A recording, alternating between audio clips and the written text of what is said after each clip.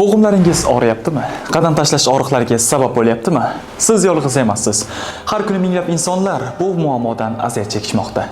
Keling dastlabki sabablarni ko'rib chiqaylik. Bo'g'im kasalliklari ko'p hollarda kuchli jismoniy zo'riqish, yallig'lanish jarayonlari, noto'g'ri ovqatlanish hamda yoshga doir o'zgarishlar tufayli yuzaga keladi. Lekin bu muammo faqatgina bular bilan cheklanib qolmaydi. Genetik va irsiy omillar ham bor. Agar oila a'zolaringizda bo'g'im muammolari bo'lgan bo'lsa, sizda ham bu muammoga moyillik bo'lishi mumkin. Bu vaziyatda sizga og'riqlarni vaqtida aniqlash hamda oldini olish muhimdir. Darvoqe, asosiy simptomlar e'tibordan chetda qolmasin. Ertalabki qotish, bo'g'im sohasida shish va qizarish, harakatdagi cheklov, qimirlaganda chiqqan tovushlar hamda kuchli va surunkali og'riq. Agar bu belgilar sizda bor bo'lsa, e'tiborsiz qoldirmang. Kechikish sog'lig'ingizga qimmatga tushishi mumkin. Ovqatlanish va yashash tarzi.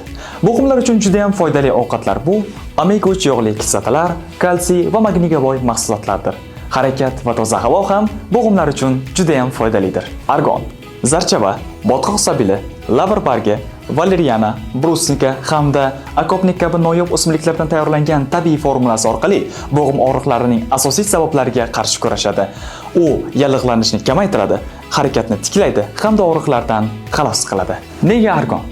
Tabiiy tarkib, hech qanday nojo'ya ta'sirsiz, hech qanday sun'iy qo'shimchalarsiz ko'pchilik tomonidan yaxshi qabul qilinadi hamda samaradorlik klinik kuzatuvlar bilan tasdiqlangan.